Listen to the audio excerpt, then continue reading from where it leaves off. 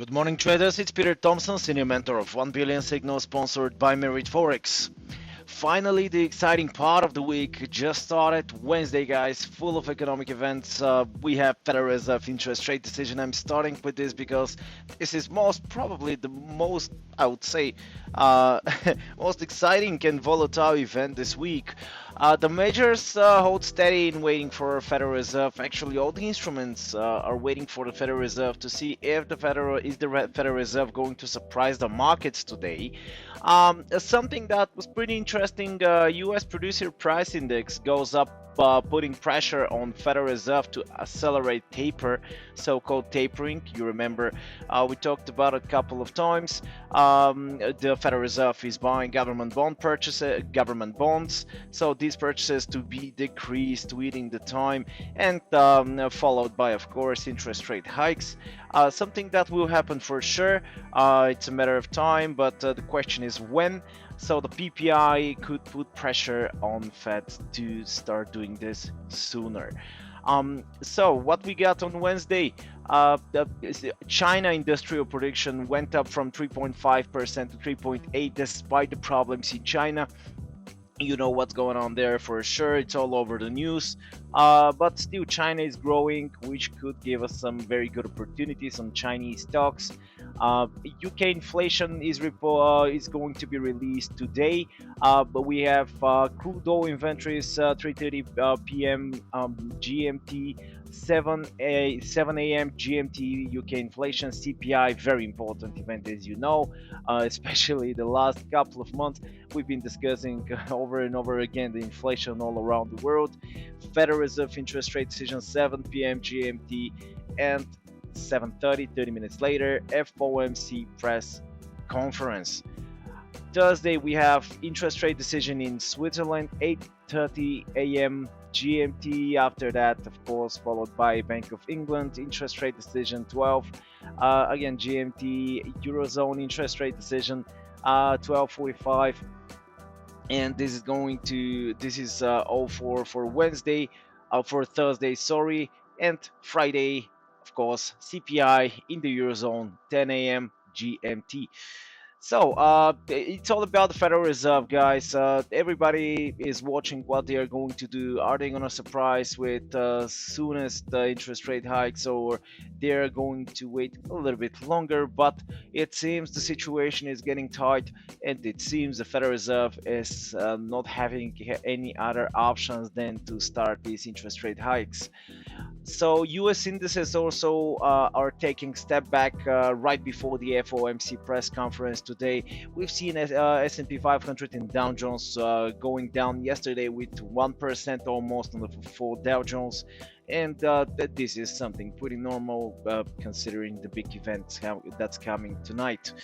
Bitcoin is also struggling to recover 20% drop. This 20% drop we've seen a couple of days ago, still holding $48,000. Let's see, I think we can see sharp decline, and Federal Reserve is going to affect the cryptos as well. So at the end of the day, it's all about this.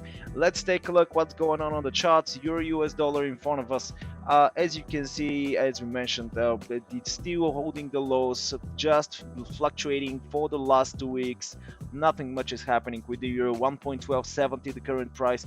We have a resistance level which the price is fluctuating around on 1.13. Let's see what's gonna happen until tonight, but I don't think we're gonna see very sharp movements today before the Fed. Same with the GBP, just take a look, holding the lows the last couple of days, struggling to break higher, even lower. 1.3242, test of the resistance 1.3352 is absolutely possible. So until then, we've been waiting, but this is going to be crucial zone between 1.34 and 1.3352, crucial zone for the GBP. If we see it broken, we definitely can see the next resistance level tested. Australian USD, a little bit more clear, a little bit more volatile, still holding the support 0.71. From here, I would take a very small buy trade on the Australian USD. I'm very careful until tonight. to see, because everything will happen.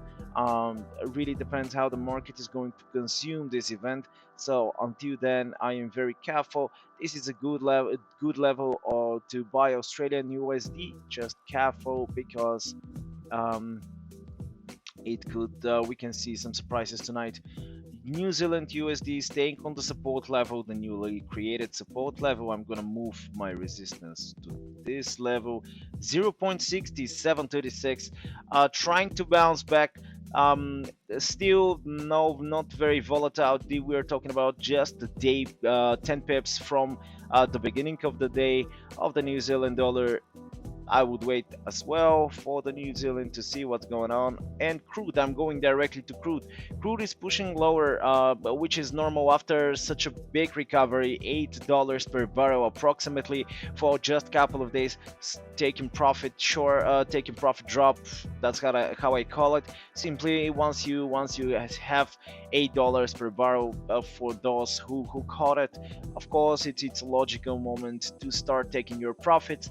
But I definitely wouldn't take this as a short trade, because crude can test even $68 per barrel, but after that we can see sharp push to the upside. So many support levels of the crude oil, and absolutely possible to see crude pushing up. Canadian dollar is a USD CAD is taking a step back, pushing up.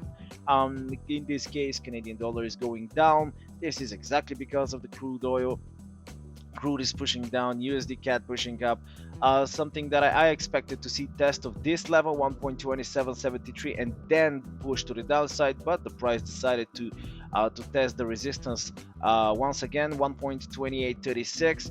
Around this level is pretty possible to see the price declining back again. So that's why I would wait to see how the price is going to react around these levels. But USD Canadian, I'm remaining bearish. USD Swiss, one of my favorites. USD Swiss is struggling exactly like the Euro US dollar to find direction, staying between the resistance and the support level. 0.9274 is our resistance, 92.12 is our support.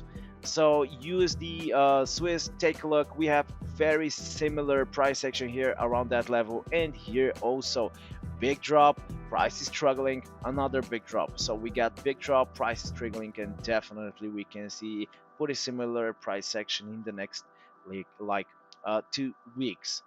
USD Japan, kind of similar. Just take a look. It's no direction whatsoever, big huge drop, and struggling to find direction. 113.57 is our support level. Sorry, even though it's not so clear, still a support level. So it's a matter of time to see where USD Japan is going to find direction, but I am remaining bearish on the USD Japanese, guys. So this is it for now. Thank you very much for watching. Of course, share us and like us on the social medias. Subscribe to our YouTube channel. Thumbs up on the video if you like it.